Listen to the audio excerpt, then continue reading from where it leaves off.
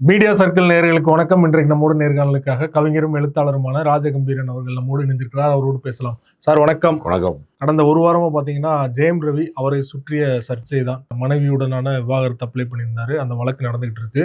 இந்த சூழல்ல கெனிசாவோடு நேரடியா ஒரு கல்யாணத்துக்கு வந்திருந்தாரு. அதற்கப்புறம் தான் சர்ச்சையானது. ஆர்த்தி அவர்கள் அது தொடர்பா தொடர்ச்சியா வீடியோ போட்டு அந்த கண்டனம் தெரிவிச்சுட்டு வராங்க. இந்த சூழல்ல ஜெயம் ரவி இன்னைக்கு அறிக்கையின் வாயிலாக பொங்கி எழுந்திருக்கான்னு சொல்லலாம். நான் தங்க முட்டையிடுற வார்த்தை பணத்திற்காக தான் இவ்வளவு நாள் என்னை அவங்க பயன்படுத்திக்கிட்டாங்க அப்படின்னு பல்வேறு விஷயங்கள் அந்த அறிக்கையில சொல்லியிருக்காரு. நீங்களும் பார்த்துருப்பீங்க. உங்களோட கருத்து என்ன? திருமண வாழ்க்கையில ஒரு ஆணும் பெண்ணும் இணைகிற போது அவர்கள் கடைசி வரைக்கும் பிரிந்து விடாமல் வாழ வேண்டும் என்பதுதான் எல்லாருடைய விருப்பம். தமிழர்கள் மட்டும்தான் திருமண வாழ்க்கை குறித்த வார்த்தைக்கு எத்தனையோ வார்த்தைகள் இருக்கிறது. மணமுடித்தல் அப்படின்னு ஒரு வார்த்தை இருக்கிறது. மணமுடித்தல் அப்படின்னா ஏன் திருமணம்னு தமிழன் பேர் வச்சான் கல்யாணத்துக்கு அப்படின்னா, அதுக்கு ஒரு பெரிய ஒரு நுட்பமான ஒரு விஷயம் இருக்கு. என்ன அப்படின்னா, காற்றோடு ஒரு பூவின் வாசம் கலந்ததற்கு பின்பு காற்று தனியாகவும் பூவோட வாசனையை தனியாகவும் பிரிக்க முடியுமா? ஒரு ரோஜா பூவோட ஒரு வாசனை காற்றுல கலந்துருச்சுன்னா ரோஜா பூவுடைய அந்த நறுமணத்தை மட்டும் தனியாக பிரிச்சுட்டு காற்றை மட்டும் அப்படி தனியாக பிரிச்சுட்டு பண்ண முடியுமானா பண்ண முடியாது. ஒரு முறை காற்றில் அது கலந்துருச்சுன்னா, அது நறுமணம் ஆயிடுச்சுன்னா அவ்வளோதான். அதுக்கு பின்பு அதை பிரிக்க முடியாது என்பது ஒரு பிரபஞ்ச விதி. அது மாதிரி ஆணும் பெண்ணும் திருமண வாழ்க்கையில ஒன்று கூடிவிட்டால் அவர்கள் பிரிந்து விடக்கூடாது என்பதற்காக தான் தமிழன் திருமணம்ங்கிற வார்த்தையை சொன்னான். ஆனா இது ஏன் இப்பொழுது விவகாரத்தாக மாறுகிறது? ஏன் திருமணம் மனமுறிவுக்குள்ள போகிறது? என்ன காரணம் அப்படின்னு நீங்க பாத்தீங்கன்னா, கடந்த காலங்கள்ல எல்லாம் பெண்கள் சம்பாத்தியமற்றவர்களா இருந்தாங்க, கல்வியற்றவர்களா இருந்தாங்க, சொத்து இல்லாதவங்களா இருந்தாங்க. அதனால ஆண் தான் அதிகார மையம், அவன் தான் பவர் சென்ட்ரு. ஆண் சொல்றதைத்தான் கேட்கணும். இப்போ சமைச்சு போடனா குழந்தைய வளர்க்கலாம், குழந்தைய பெற்றுக் கொடுக்கலாம், இவனுக்கு இன்பத்தை தரலாமே தவிர அவ பெரிய அளவுல அதிகாரப்பூர்வமாக முடிவு எடுப்பது என்பது பெரும்பகுதி கிடையாது. அப்ப ஆண்களின் உலகமாகத்தான் திருமணம் இருந்துச்சு. இப்ப அது என்னவா மாறி இருக்குன்னா, பெண்கள் தீர்மானிக்கிற சக்தியா மாறுறாங்க பல இடங்கள்ல. நான் சொல்றது நீ கேளு, நீ சம்பாதிக்கிறியா, நானும் சம்பாதிக்கிறேன், உனக்கு சொத்து இருக்கா, என்கிட்ட சொத்து இருக்கு, உன்கிட்ட கார் இருக்கா, என்கிட்ட கார் இருக்கு, ஈக்குவல் ஸ்டேட்டஸ் கிடையாது, உன்னையோட நான் பெரிய ஆளு அப்படின்னு சொல்றதுக்கான இடம் வருகிறது. அப்ப அன்பு செலுத்துவதற்கு பதிலாக ஆணாக இருந்தாலும் சரி, பெண்ணாக இருந்தாலும் சரி, அதிகாரம் செலுத்துறது, நான் சொல்றதை நீ கேளு அப்படின்னு ஒரு இடம் இருக்குல்ல, அது பேர் அன்பு செலுத்துறது கிடையாது. உனக்கு என்ன பிடிக்குமோ அப்படி இருந்துக்கன்னு சொன்னாதான் அதுக்கு பேர் அன்பு. உன்னுடைய விருப்பத்தை நான் மதிக்கிறேன்னு சொன்னாதான் அன்பு. நீ என்னடா சொல்றது, நான் என்னடா கேட்கறதுன்னு இருக்குல்ல, நீயா நானாங்கிறது டாக்ஸோக்கு கரெக்டா இருக்கலாம், வாழ்க்கைக்கு சரியா இருக்குமா? சரியா இருக்காது. இப்போ அதிகாரம் செலுத்துகிற போது யாரோ ஒருத்தர் அவமானப்படுத்தப்படுறாங்க. அந்த அவமானத்தை பொறுத்து கொள்ள முடியாதவர்கள் என்ன செய்யறாங்கன்னா, அந்த திருமண பந்தத்திலிருந்து வெளியேறாங்க. இதுதான் நடக்குது. இது கடந்த காலங்களில் இது இப்போ ஆணுக்கு அதிகமாக நடக்குதா, பெண்ணுக்கு அதிகமாக நடக்குதான்னு கேட்டால், சில பேர் பார்க்கறதுக்கு பெண்ணுடைய வடிவத்தில் இருப்பாங்க. குணாதிசயம் பூரா நீங்கள் பார்த்தீங்கன்னா ஆண் தன்மை இருக்கும். ரொம்ப பேருக்கு ஆளுமை தன்மை ஆண் தன்மையாக மாறிடும். இப்போ நீங்கள் போலீஸ் டிபார்ட்மெண்ட்டில் இருக்கக்கூடிய ஒரு பெண் இருக்காங்கன்னு வச்சுங்க, அவங்க வேலைக்கு போய் சேரும்போது இருக்கக்கூடிய நளினம், அந்த மென்மை, அதெல்லாம் அவங்களுக்கு என்ன ஆகும்னா, குற்றவாளிகளை டீல் பண்ணி அதிகார ரீதியான பிரச்சனைகளுக்கு அவங்க போராட்டங்களுக்கு போய், கலவரங்களுக்கு போய், கைதிகளை பத்திரமா கொண்டு நீதிமன்றத்துக்கு கூட்டு போகிறதுலேருந்து அவங்க தன்மை என்ன ஆயிரும்னா, அந்த டோன் பெண்ணுக்கான டோனே மாறும் கொஞ்சம் கொஞ்சமாக. அதிகாரத்துக்கு அவங்க பங்கேற்க என்ன ஆகுன்னா, ஒரு கடுமை காட்டுவாங்க. மென்மை தன்மை அவங்கள விட்டு போயிடும். இப்போ நிறையா சம்பாதிக்கிற பெண்களிடத்துல அந்த நளினம், பெண்மை தன்மை இருக்குல்ல, அது கொஞ்சம் கொஞ்சமாக சில பேருக்கு போயிடும். இது சரியா தப்பா அப்படின்னா, இதை ரசிக்கிறவங்களும் இருக்காங்க, இதை ஏற்கிறவங்களும் இருக்காங்க, இதை சகிக்க முடியாதவங்களும் இருக்காங்க. இப்போ சில பேர் ஒருத்தன் சொல்கிறான், இந்த பொண்ணால தான் என் வாழ்க்கையே போச்சு அப்படிங்கிறான். சில பேர் லவ் பண்ணிட்டு பிரேக்கப் ஆனவங்க என்ன சொல்கிறாங்க, இந்த பொண்ணால என் வாழ்க்கையே போச்சு, இந்திரன் கெட்டதும் பொண்ணால, சந்திரன் கெட்டதும் பொண்ணாலேங்கிறாங்க சில பேர். அதே பொண்ணை கல்யாணம் பண்ணி ஒருத்தன் சந்தோஷமாகவும் இருக்கான்ல. இப்போ ஒருத்தனுக்கு செட் ஆகாதது இன்னொருத்தனுக்கு அது வாழ்க்கை துணையாவோ அல்லது வாழ்க்கையில சிறந்த ஒரு வாழ்க்கை துணையா மாறுறது மாதிரியும் நடக்குது. சினிமா நடிகனுக்கு என்ன பிரச்சனை அப்படின்னா, அவனை சுற்றி எத்தனையோ கண்கள் வட்டம் அடிக்கும், அல்லது அவன் எத்தனையோ பெண்களோட அவன் ஒரு எல்லாரும் செல்ஃபி எடுப்பாங்க, எல்லாரும் அன்பு பாராட்டுவாங்க, எல்லாரும் ஹாய்ப்பாங்க, எல்லாமே நடக்கும். ஆனால் வாழ்க்கை முழுவதும் எல்லாராலையும் வர முடியாது. இப்போ அவனுக்கும் ஒரு தனிமை இருக்கும். புகழ் பெற்றவனுக்குன்னு ஒரு மலை உச்சியில போய் ஒருத்தன் தனியாக நின்றுக்கிட்டு இருக்கான்னு வச்சுங்க, அதுவும் தனிமை தான். ரோட்டில் தான் ஒருத்தன் அனாதையாக திரிகிறது தான் தனிமைன்னு கிடையாது. புகழ் பெற்றவர்களும் பெரும்பகுதி நான் புகழ் பெற்ற பல மனிதர்களோட பழகிருக்கேன். ரஜினியே ஓப்பனா சொல்லியிருக்காரு, எனக்கு காசு பணம்லாம் இருக்கு, நிம்மதி இல்லைன்னு சொன்னாரு. இல்ல அதுக்கு என்ன காரணம் தெரியுமா? ரஜினிகாந்தால போய் மெரினா பீச்சில் காத்து வாங்க முடியாது. கண்ணை சில பக்கம் போய் ஒரு சுண்டல் சாப்பிட்டுட்டு சுக்கு காப்பி குடிச்சிட்டு ஒரு லைட்டா ஒரு வாக் போயிட்டு வர முடியுமா அவரால்? அந்த வாக்குக்கு போறதுக்கு தான் அவர் இமயமலைக்கு போறேங்கிறாரு, அல்லது வெளிநாட்டுக்கு போறேங்கிறாரு. ஒரு பிரைவசி இருக்கிற ஒரு மனிதனுடைய அந்த தனிமை பொழுதுகள் இருக்குல்ல, அவனுடைய சுதந்திர காற்றை சுவாசிக்கிற நேரம் இருக்குல்ல, அதை பிரபலங்கள் முதல்ல இழந்துருவாங்க. எனக்கு தெரிந்து சில பிரபல நடிகர்கள் என்ன செய்வான்னா, நடுராத்திரில பீச்சுக்கு போகிறான், ஆள் நடமாட்டமே இல்லாதப்ப அவனா ஒரு 12 மணிக்கு கார் எடுத்துகிட்டு போய் 11 மணிக்கு மேலே கிளம்பி அப்படி கொஞ்ச நேரம் அப்படி காத்தாட நின்றுட்டு யாரும் கண்டுபிடிக்கிறதுக்கு முன்னாடி மறுபடியும் காருக்குள்ளே ஏறி அப்படி போனால் தான் உண்டு. இரவு நேரத்து சென்னையை தான் அவங்களால சுற்றி வர முடியுது. நினச்ச நேரம் எதுவும் பண்ண முடியாது, எதுவுமே பண்ண முடியாது. அப்போ சராசரி மனிதனுக்கான வாழ்க்கை இருக்குல்ல, அது அவங்களால வாழ முடியாது. ஏன் வந்து ஒரு பிரபலமான நடிகை வந்து தனி விமானத்தில் ஷூட்டிங் போகிறாரு அப்படிங்கிறதுக்கு பின்னாடி அவருக்கு அவ்வளவு தொந்தரவுகள் இருக்குங்கிறது மறுக்க முடியாது உண்மை. அது வெறும் ஆடம்பரம்னு நம்ம வெளியிருந்து பேசுவோம், நானே கூட விமர்சனம் செய்திருக்கேன் அவரை.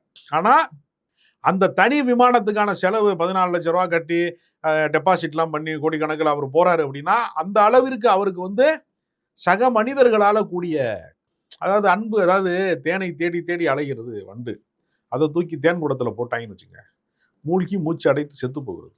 புகழை தேடுகிறான், பணத்தை தேடுறான். ஆனால் ஒரு எக்ஸ்ட்ரீமில் அவனால் அதை எதிர்கொள்ள முடியலை. இப்போ லவ் பண்ணி கல்யாணம் பண்ணிட்டு 2 பேர் வந்து உன்னோட என்னால் வாழ முடியலை, உன் டார்ச்சர் என்னால் தாங்க முடியலை அப்படின்னு வந்து இப்போ இதில் யார் வந்து ஆர்த்தியை விட்டு பிரிஞ்சாதான் நிம்மதிங்கிற ஒரு இடத்திற்கு வந்து ஒரு ஜெயம் ரவி வர்றாரு. இப்போ கலைஞர்கள் வாழ்க்கையில் இருக்கக்கூடிய பெரிய சிக்கல் என்னென்னா, அவனுக்கு டைம் லிமிட் கிடையாது. உங்களுக்கு 6 மாதம் ஷூட்டிங் இருக்கும், 2 வருஷம் வேலை இல்லாமல் போயிடும் மார்க்கெட்லன்னா. நீங்கள் வந்து காலையில் வந்து எல்லாருமே சராசரி மனிதர்கள் வந்து ஒரு 10 மணிக்கு ஆஃபீஸுக்கு போயிட்டு சாயங்காலம் 5 மணிக்கோ 6 மணிக்கோ அதிகபட்சம் 7 மணிக்கோ ரிட்டர்ன் ஆயிடுவாங்க. ஒரு இசையமைப்பாளன் அப்படி திரும்ப முடியாது. ஸ்டூடியோவில் அவனுக்கு அந்த மார்க்கெட் இருக்கிற வரைக்கும் தான் வேலையை கொடுப்பாங்க. ஒரு இசையமைப்பாளன் திரும்ப முடியும். ஒரு நடிகன் வந்து ஷூட்டு போயிட்டே இருக்கும். காலையில் வந்து 4 மணிக்கு எழுப்பி ஷூட்டிங் ஸ்பாட்டு கூட்டு போவாங்க. கூட்டு போய் சாயங்காலம் 6 மணிக்கு பேக்கப் சொல்லணும், சன்செட் ஆகும்போது பேக்கப் சொல்லணும். இல்லை அப்படியே கண்டினியூவாக வந்து இது போகுதுங்க, ஷூட்டு போகுதுங்க. நடுராத்திரில் ராத்திரி 2 மணி வரைக்கும், நள்ளிரவு 2 மணி வரைக்கும் ஷூட்டு கண்டினியூ ஆகுது. அப்படியும் 2 மணிக்கு முடிஞ்சிடும் நினைக்கும் போது இல்லை, ஷூட் வந்து விடிகிற வரைக்கும் போகுது, 7 மணி வரைக்கும் போகுது அப்படின்னு கண்டினியூவாக 7 மணி வரைக்கும் ஷூட்டிங் நடந்துக்கிட்டே இருக்கும். இடையில டயர்டாகவும் காப்பியை குடிச்சிக்கிட்டு என்னத்தையோ ஒன்று சாப்பிட்டுக்கிட்டு கொஞ்சம் நேரம் ரெஸ்ட் எடுத்துக்கிட்டு திரும்ப ரெடி ஆகிட்டு திரும்ப சட்டையை மாற்றிட்டு ஏதோ ஒன்று செஞ்சுக்கிட்டே இருக்கிறான். ஷூட்டிங் ஸ்பாட்டில் வேலை செய்கிறதுங்கிறது அது ஒரு போர்க்களத்தில் வேலை செய்கிற மாதிரி வேலை செய்வாங்க எல்லாருமே, கலைஞர்கள்லாம். அப்போ இந்த வாழ்க்கை முறையில் இருக்கும்போது அவர்கள் மீது ஒரு வதந்தி வருது, அவங்க மேலே ஒரு அபிப்பிராயம் வருது அப்படின்னா அதுக்கெல்லாம் அவங்க விளக்கம் சொல்கிறதுன்னு ஒன்று இருக்குல்ல. சந்தர்ப்பங்களும் கிடைக்கும், அதே நான் இல்லை அதுக்காக எல்லாரையும் புத்தர்களாக நான் புனிதப்படுத்துறதுக்காக சொல்லலை அதை. ஆனால் தேவையில்லாத பழி சொற்களும் அவர்களுக்கு வந்துக்கிட்டே இருக்கும். அதனால் ஒரு கலைஞனாக வாழ்வதற்கு அவனுக்கு தேவை மிக மிக முக்கியமான விஷயம் என்னென்னா, அவனுக்கு கொஞ்ச நாளும் மன அமைதி வேணும். ஏன்னா அவன் வேற ஒரு கேரக்டரா மாறி தான் அந்த கதாபாத்திரத்தில் நடிக்கிறான். அவன் ஜெயம் ரவியாக நடிக்கிறாருன்னா அவர் அதான் இருக்குன்னா நடிக்க முடியாது. அந்த கதாபாத்திரமாக அவர் மாறுறதுக்கு மன ரீதியான மன உளைச்சலாக எதுவுமே இருக்கக்கூடாது. கலைஞன் வந்து வெள்ளைத்தாள் மாதிரி இருக்கணும், அப்போ தான் அதில் ஏதாவது எழுத முடியும். அப்போ அந்த வாழ்க்கைக்குள்ளே இருந்து ஒரு தப்பிச்சு ஓடியா வந்து இன்னொரு பெண்ணிட்ட சரணடைகிறாருன்னா அதுக்கு வெளிப்படையாக அவர் அறிவிக்கிறார். அவர் ஒன்றும் ரகசியமாக நான் வாழலை, எனக்கு போதும் அந்த டார்ச்சர்னு சொல்லி முற்றுப்புள்ளி வச்சிட்டார். குடும்ப நல நீதிமன்றத்தை நாடி எனக்கு விவகாரத்து வேணும் அப்படின்னு கேட்கக்கூடிய இடத்துக்கு ஒரு கலைஞன் வர்றான். இது வந்து ஒருத்தருடைய தனி மனித சுதந்திரம். என்னால் இதை முடியலை, இதை சகிக்க முடியலை, இதை ஏற்க முடியல அப்படிங்கிற ஒரு இடம் வருகிற போது எல்லாரும் என்ன சொல்கிறேன், சேர்ந்துதான் நீ வாழணும், அப்போ தான் என் குடும்பம் நல்லா இருக்குன்னு சொல்லுவாங்க. அவரே சொல்கிறாரு, 16 ஆண்டு காலமாக நான் சகிச்சுட்டு இருந்தேன், நானே எவ்வளோ முயற்சி பண்ணேன், நான் வந்து இந்த குடும்ப வாழ்க்கையை ஒட்ட வைக்கணும்னு சொல்லிட்டு ஒரு வழிக்கு மேலே என்னால் முடியலை, அதனால தான் வெளில வந்துட்டேன் அப்படின்னு சொல்கிறாரு இல்லையா. இல்லை, சில பேருடைய இயல்பு என்ன ஆகும்னா மாறவே மாறாது ஐயா, மாறாது, மனமும் குணமும் மாறாதுன்ற மாதிரி சில பேருக்கு ஒருத்தருடைய அடிப்படையான, சில பேரை துன்புறுத்துறதுல சில பேர் இன்பமே அடையும். சைக்கோ மாதிரி சில பேர் துன்புறுத்துறதுல வந்து பெரிய இன்பம் அடையக்கூடியவங்களாம் இருக்காங்க. அப்போ ஒரு மனிதனை வந்து அடிமையாக நான் நடத்தணும், நான் சொல்கிறத தான் நீ கேட்கணுங்கிற ஒரு இடம் வருகிற போது அதை ஏற்றுக்கொள்ளுகிற மனம் இல்லைன்னா அவர்கள் பிரிந்து செல்வதுதான் நல்லது. அதனால் சினிமாக்காரனுடைய வாழ்க்கையில் வந்து டைவர்ஸ் அப்படிங்கிறது ஏன் திரும்ப திரும்ப நிகழ்கிறது அப்படி ரொம்ப பேருக்கு தெரியலை. அது காரணம் என்னென்னா, அவனுடைய வாழ்க்கை எவ்வளோ உயரத்துக்கு போனாலும் அது நிரந்தரம் இல்லாது. நீங்கள் வந்து ஜெயம் மாதிரி படங்கள் வருகிற போது, பேராண்மை மாதிரி படங்கள் வருகிற போது அவர் ஹிட் அடிக்கும் போது இருக்கிற ஜெயம் ரவியா இப்போ இருக்கிறாரா? தனி ஒருவன் வருகிற போது இருக்கக்கூடிய வெற்றி வந்து அவருக்கு இப்போ இருக்கா. அது ஒரு சறுக்கு பாதை மாதிரி. கொஞ்சம் வெற்றி வரும், அப்புறம் ஒரு 4 படம் சறுக்கும், மறுபடியும் மார்க்கெட்டுக்கு கீழே போகும், மறுபடியும் அவர் போராடி. இப்போ இந்த ஸ்ட்ரகிள் ஆகி வந்து ட்ராவல் ஆகும்போது அவங்க மைண்ட் செட் வந்து ஃப்ரீயாக இல்லை, அவங்க ஹாப்பியாக இல்லை. ஒரு கலைஞனா வந்து அவங்க வந்து பாதுகாக்கப்படலைன்னா அது குடும்பம் தான் பாதுகாக்கும், வேற யாரும் பாதுகாக்க முடியாது. நீங்கள் வந்து மேக்கப் மேனோ, அவங்களுக்கு வந்து கூட இருக்கிற ஹேர் ட்ரெஸ்ஸரோ, ஷூட்டிங்கில் இருக்கக்கூடிய நடிகர் வந்து கூட இருக்க துணை நடிகர்களோ நடிகைகளோ யாருமே தொடர்ந்து அவர்களோட வர முடியாது.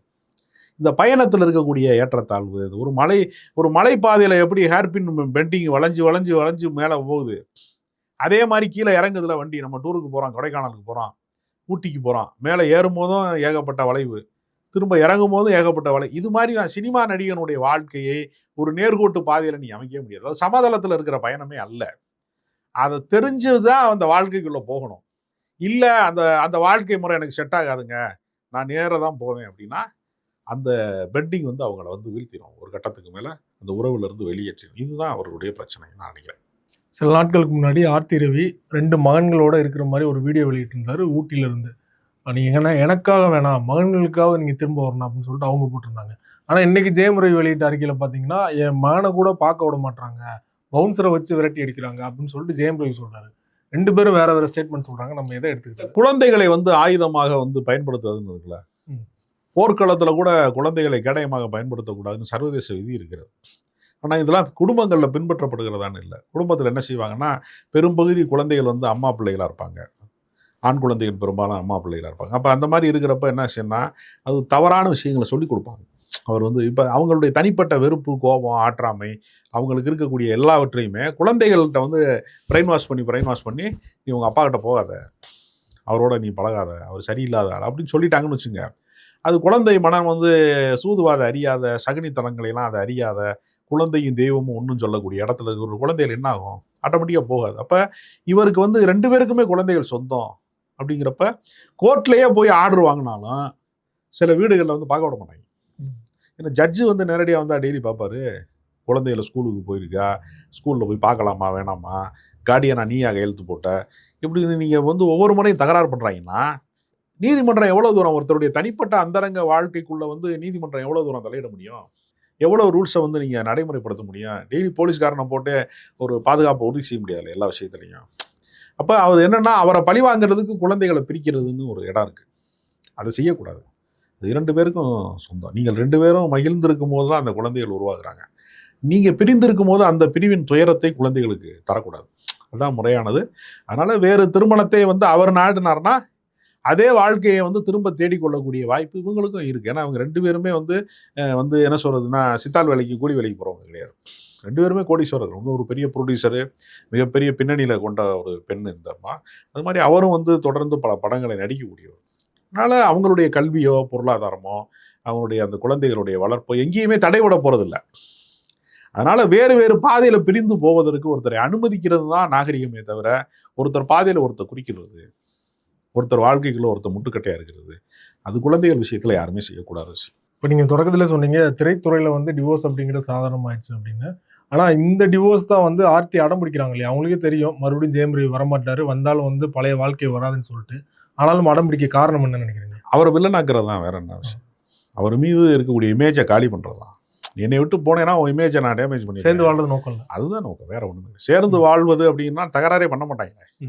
பிரச்சனைக்கான அடிப்படை என்ன, 2 மனமுரண்களுக்கான அடிப்படை என்ன? அது வந்து எங்கள் அப்பாவை கூட என்னை பார்க்க விட மாட்டேன்ட்டாங்க, அவருக்கு செலவுக்கு பணம் கொடுக்கக்கூடாதுன்னு தடுத்தாங்கங்கிற அளவுக்கு கண்ட்ரோல் பண்ணக்கூடிய ஒரு வாழ்க்கை எனக்கு வந்துச்சுன்னு அவர் சொல்கிறார் இல்லையா?